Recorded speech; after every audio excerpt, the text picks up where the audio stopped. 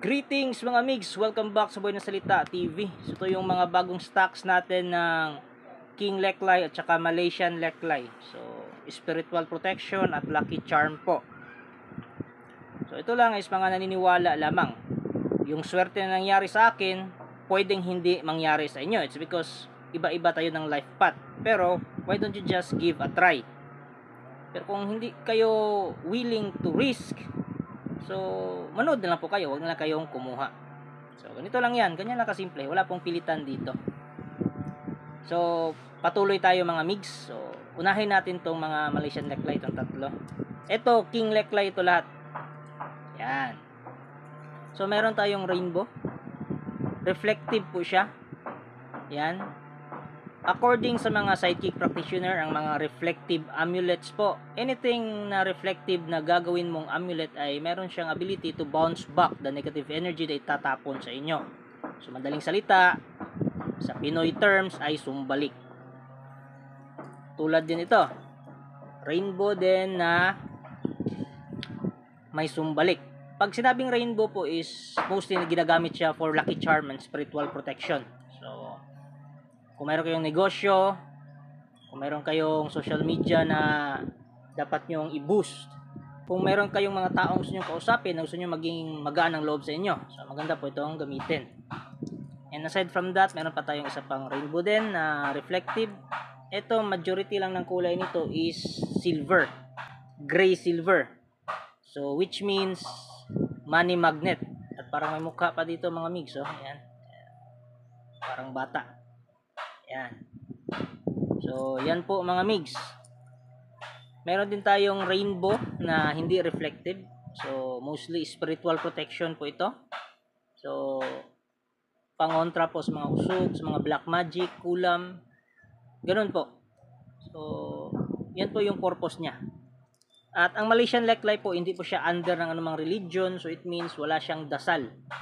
Pero kung gusto nyo dasalan ng pang-leklay, pwede naman, optional na yun. Pero para sa akin, bakit nyo pa gagawin yan? Kung ito naman ay singaw ng kalikasan, which means meron siyang energy. Tulad ng mga crystals, meron silang energy na nakapaloob sa kanila.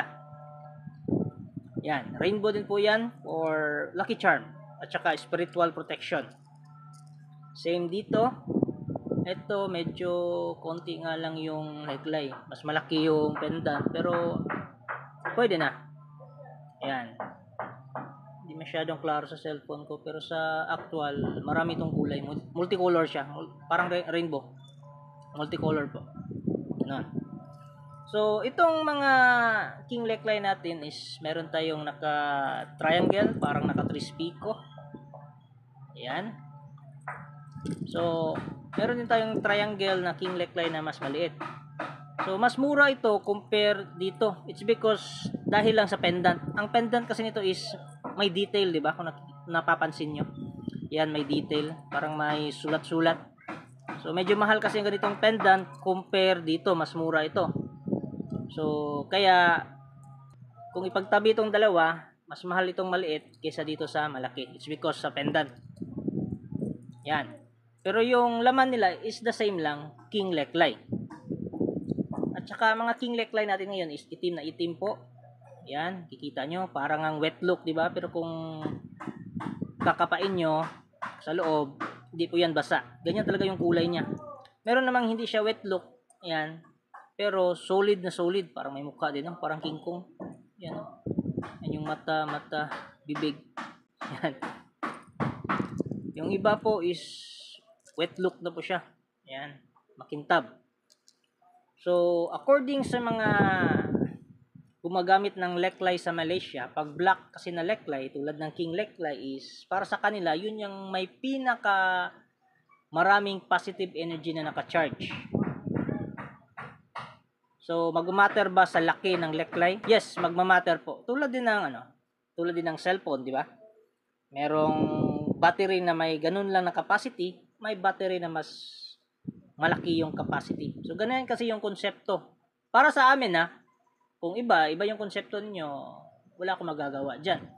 So, para sa amin is, parang imbakan lang ito ng energy na nadideplete din siya. Kaya, dapat mo siyang insensuhan, ibilad sa buwan kasi doon siya kumukuha ng parang pang charge niya, ibilad sa araw para ma-cleanse siya, ganun.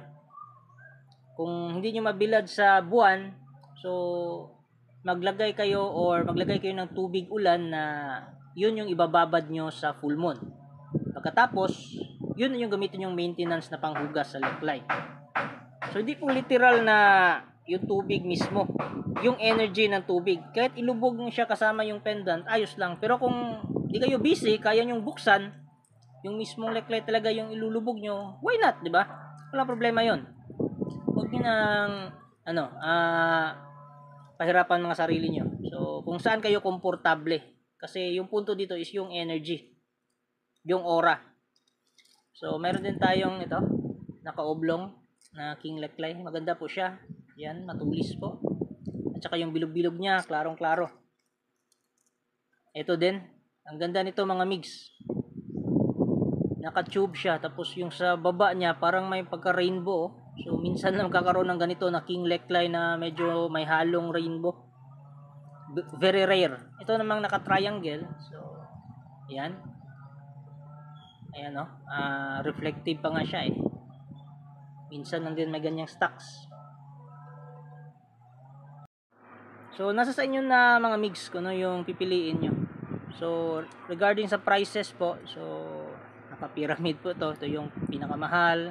Next, yung mid-end.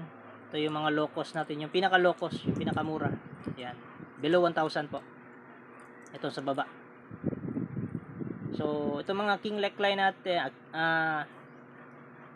itong mga Malaysian neckline natin na rainbow na reflective, so iba din yung price compare sa mga hindi reflective. Yung mga bracelet natin mga mix, available po yun lahat.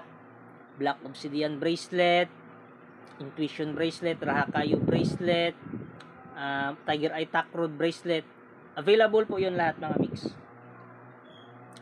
Tsaka kung kursunada nyo ang alinman sa nandito nating mga amulet, so message na po kayo. At saka gagawa ako ng group chat sa mga nakabili na sa akin ng amulet para may mapagkwentuhan naman tayo, di ba? So gawa tayo ng group chat diyan. At saka yung gustong makakuha ng info kung ano yung effectiveness niya, pwede. Sa mga hindi maganda yung epekto, pwede kayong pwede kayong mag-share doon. Sa mga gusto mag-debunk, di ba?